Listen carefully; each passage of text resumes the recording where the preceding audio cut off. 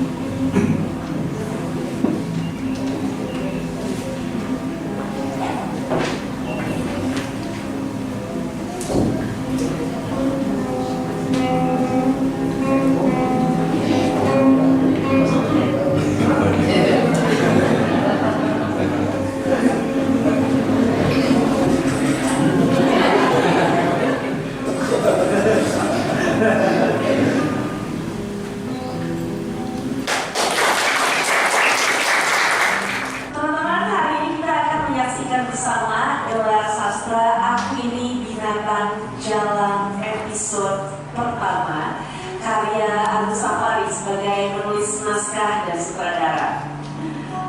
Bahasa dan sastra suatu bangsa adalah aset yang sangat berharga, patut dijaga, dipelihara, dan dipertahankan. Bangsa Indonesia memiliki seni, budaya, dan tentu saja jati diri. Dan satu bangsa akan runtuh apabila bahasa dan sastranya tidak mendapat perhatian. Musik, prosa, puisi, drawing, dan fun magic dalam ilusi klasik. Kolaborasi ini tidak lain untuk menawarkan sebuah pertunjukan seni yang saat ini memang harus memberi warna lain, atau dengan kata lain bisa dinikmati dan juga diterima oleh masyarakat.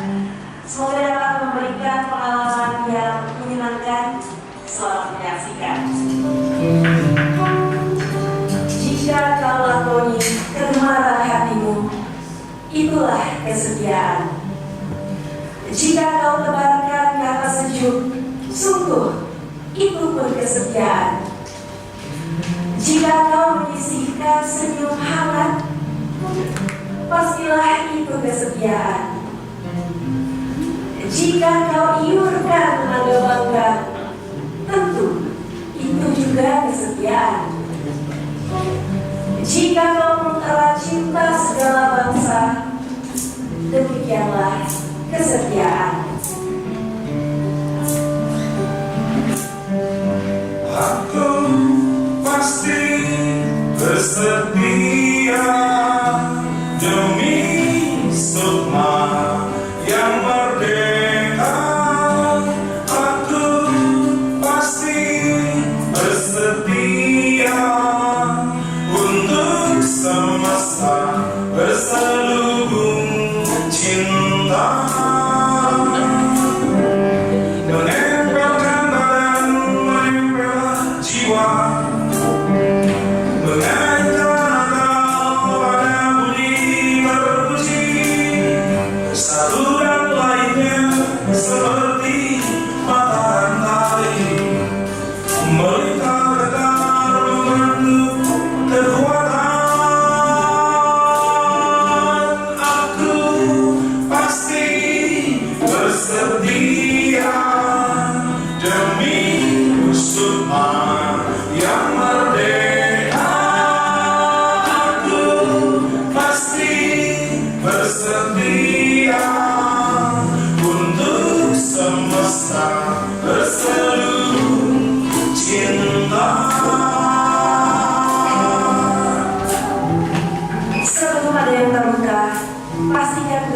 itu adalah kasih sayang dari kesetiaan yang menunjang. Sebelum ada yang tersakiti lagi, yakinkan bahwa ini langkah adalah cinta dari kesetiaan sepanjang musim. Sebelum ada yang teraniaya lagi, tentukan semua tutur diri bermula dari kesetiaan yang tulus memancar. Sebelum jatuh korban lagi, ngantangkan genggaman tangan, derap kaki, berbahan bakar kesetiaan paling murni. Bersetia pada keindahan, bersetia pada kesatuan, bersetia untuk kebahagiaan, bersetia untuk kesetiaan. Aku pasti bersetia demi sukma yang merdeka. Aku pasti bersetia untuk semesta berselubung cinta. Aku pasti bersetia untuk semesta berselubung cinta.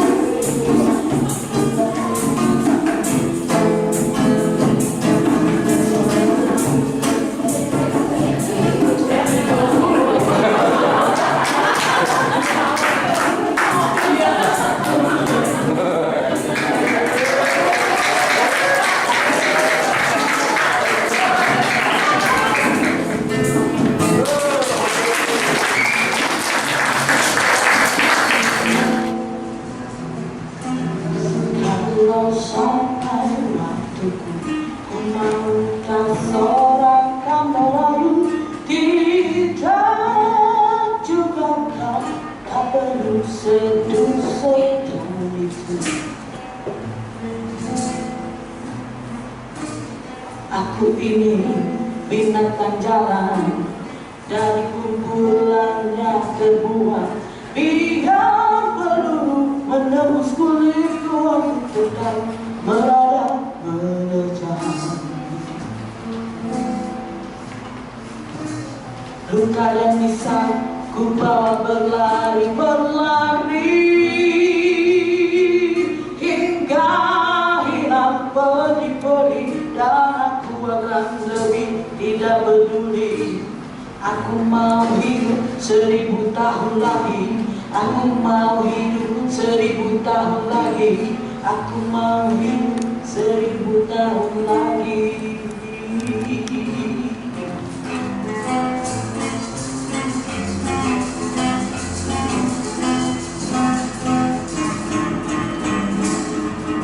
Kalau sampai waktu ku meminta seorang kamerayu, tidak juga kau tak perlu sedang itu. Aku ini binatang jalan, dari kumpulannya terbuat. Biar peluru menembus kulitku, aku tetap berada menerjang. Luka dan bisa ku bawa berlari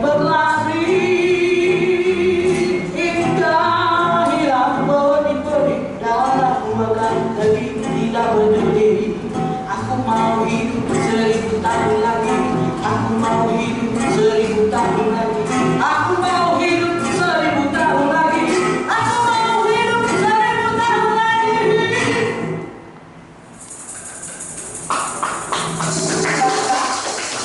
Mendengar suara tangisan,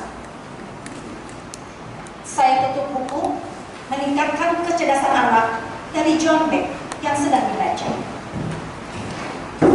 Mengapa menangis? Pertanyaan ini mengiringi saya pada malam yang semakin sunyi. Saya buka pintu rumah. Dingin terasa, tapi segera terusir oleh rasa ingin tahu dari mana suara tangisan itu. Di sudut taman, dekat rumpun mawar yang bunga-bunganya kucuk di balik bangku, ada yang bergerak bertangisan. Saya dekati. Astaga, ternyata seorang anak kecil meringkuk. Tangannya sesekali menimpa air mata yang mengalir perlahan. Sementara tangan satunya lagi mengorek-ngorek tanah. Mengapa menangis? Pertanyaan yang semakin ingin saya jumpai jawabnya. Saya pura-pura takut agar ia mengetahui kehadiranku, dan berhasil. Ia menatap, lucunya, matanya bulat, basah dan kilat-kilat, membiaskan cahaya lampu taman di samping bangku. Adik kecil, mengapa menangis? Sapa saya selembut dan seakrab mungkin. Ia hanya menatap, masih menangis, dan isap perlahan, lantas kembali menunduk mengolek tanah. Perlahan saya duduk di bangku, memperhatikan, berharap ia menjawab pertanyaan. Mendadak, saya dilanda rasa bingung. Ternyata sulit juga menghadapi anak kecil. Kata orang, anak kecil itu lebih peka perasaannya. Apakah saya telah membuatnya takut? Jangan-jangan dia menangkap rasa ingin tahu saya, sehingga ia merasa takut dan terusik kesendiriannya. Betul ya? Dia itu sendirian? Atau ada temannya? Ya, dia memang sendirian. Mengingat kata ini, saya jadi teringatkan kata lain yang sering muncul jika sedang merasa sendirian, yaitu ditemani. Ajaib, anak itu berhenti terisak, tapi masih mengorek tanah. Namun, saya merasa suasana menjadi lebih bersahabat. Adik manis, kita teman loh. Kalimat ini tulus terucap, tapi terasa lucu.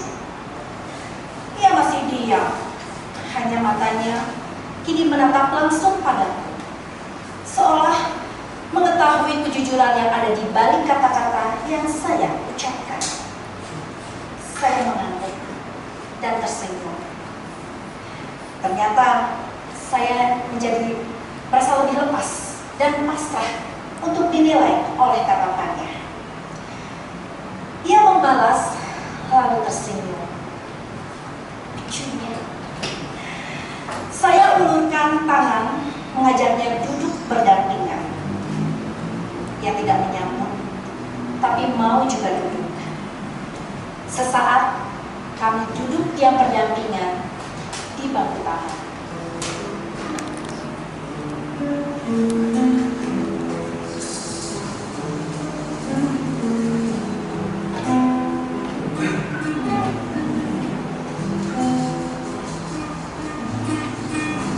Bulan sembunyi di balik dedaunan pohon beringin yang besar dan tua. Sementara bintang memperlihatkan kelimpahan sinarnya bertaburan di angkasa raya. Kita temankan, tanya saya. Ia mengangguk. Jadi, kalau kita teman, bisa ngobrol dong. Lalu, saya menanti reaksinya. Ia diam. Saya diam.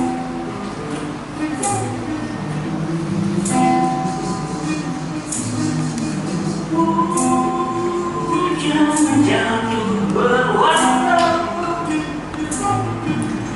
malam sempurna dan dengannya walau agak kecil seperti biasanya.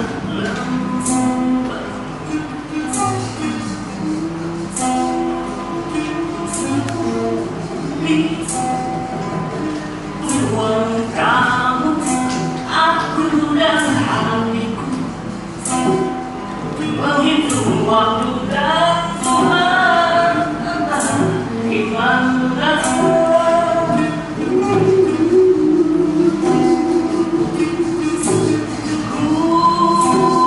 Hujan jatuh berwarna, angin mendorong-dorong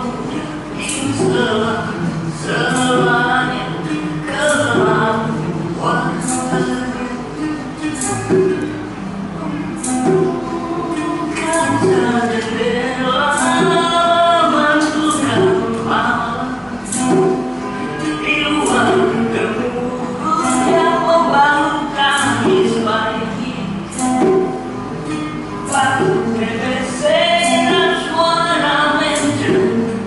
Dia di sofa, aku dan tanganku terpisah oleh waktu dan Tuhan entah di mana.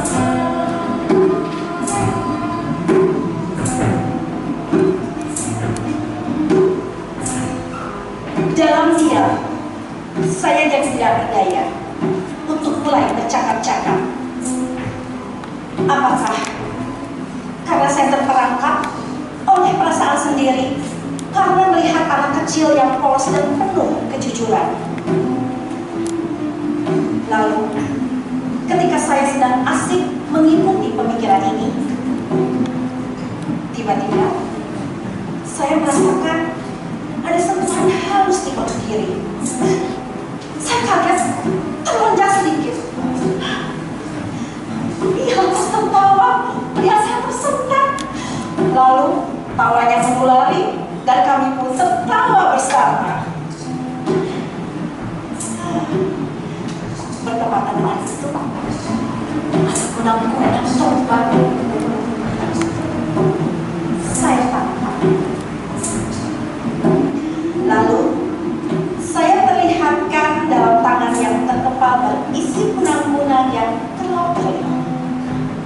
bersama-sama kami amati. Saya ceritakan padanya bahwa kunang-kunang ini nanti akan menangis kalau disekap lama-lama di tangan. Jadi sebaiknya dilepaskan supaya tidak menangis. Ia mengerti. Kemana kunang-kunang itu pergi? Tiba-tiba ia bertanya dengan suaranya yang penting. Pulang.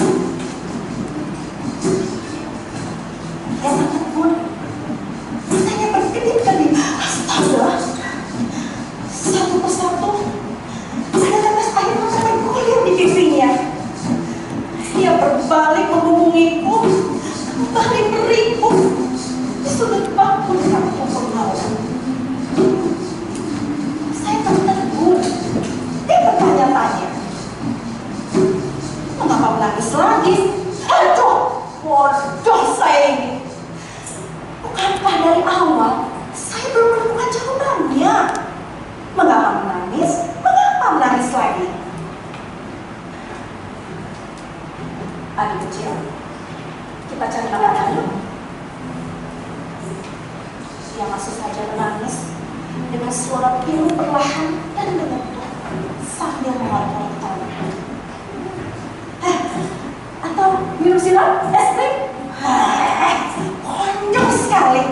Mana mungkin malam-malam ada yang jual es krim? Tiba-tiba kunang-kunang bebas lagi. Saya tangkap dengan harapan dapat menghiburnya. Saya dekatkan kunang-kunang ini ke dekat wajahnya. Kenapa saya tangkap lagi? Saya ingat kata-kata saya tentang kunang-kunang padanya. Sebaiknya kunang-kunang ini kita lepaskan ya. Kenapa?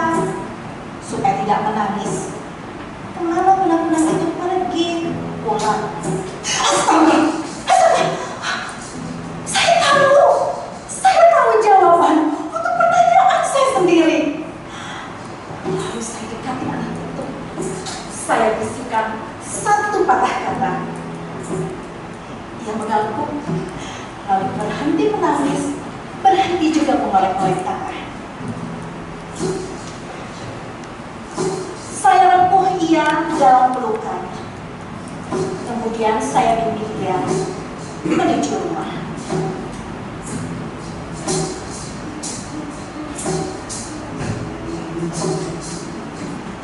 Malam semakin tua dan kembali pada kesunyian alamnya. Adik kecil itu dengan wajah yang polos, ceria dan sumringah mengiringi malam menuju sebuah harapan. Bulan tidak terlihat lagi. Entah sembunyi di mana. Kami berdua menyeberangi jalan menuju rumah. Dan adik kecil itu memegang tanganku. Hangat.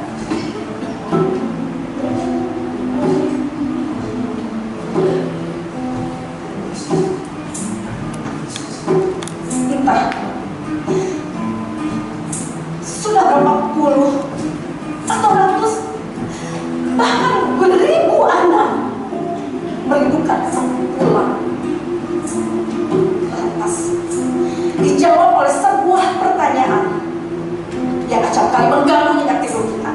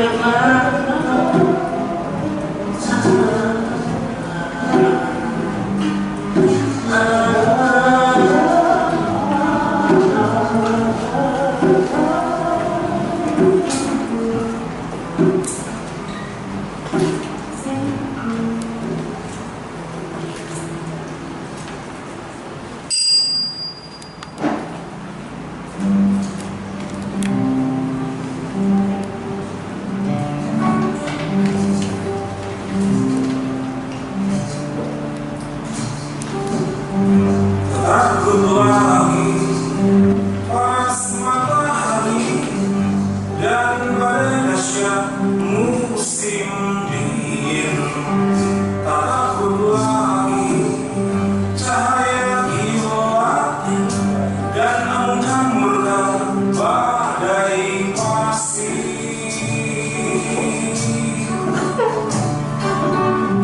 Tak juga fitnah dan sejumlah cercaan, tak ada roh jahat yang merugikanmu, tak juga sihir yang membiusmu. Sempurnalah wujudmu. Kemasyuran jadi gurumu,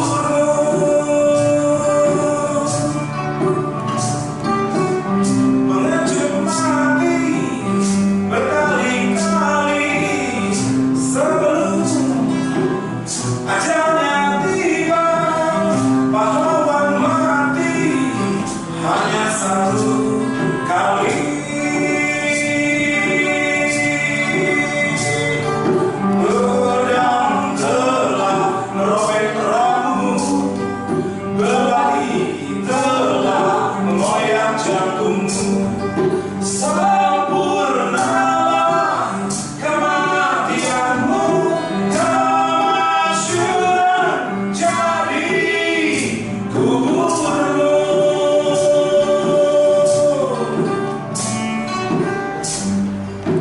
Tak takut lagi panas matahari dan badai dahsyat musim dingin. Tak takut lagi cahaya kilat dan amukan murka badai pasir. Tak juga fitnah dan sejumlah cercaan. Tak ada roh jahat yang merugikanmu, tak juga sihir yang membiusmu. Sempurnalah wujudmu, kemasyuran jadi guburmu. Pengecut mati berkali-kali sebelum ajalnya tiba. Pahlawan mati hanya satu kali. Pedang telah merobek rambutmu, berarti telah mengoyak jantungmu. Sempurnalah kematianmu, kemasyuran jadi kuburmu.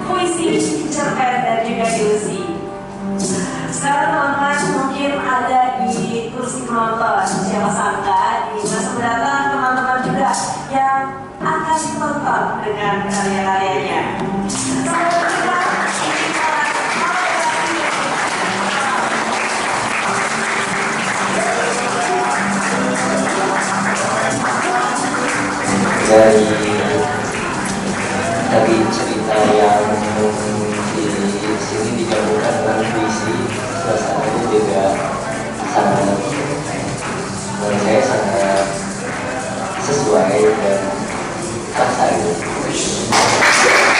Yang apa maksudnya dari tadi yang itu apa ya? Aku sangat enjoy sama mungkin karena aku juga belum pernah melihat seperti ini sebelumnya. Jadi ini adalah suatu pengalaman baru dan yang buat aku kayak memorable, ini jadi sesuatu yang baru. kecil aku emang cukup akrab dengan dunia sastra, dengan dunia puisi, kali-kali teater, cerpen dan lain sebagainya. Buat aku ini jadi sesuatu yang apa ya, kayak aku ngerasa nyaman gitu sama ini. Aku ngerasa itu apa ya, bebas, semuanya original, semuanya kayak buat aku. Jadi overall ini fun lagi.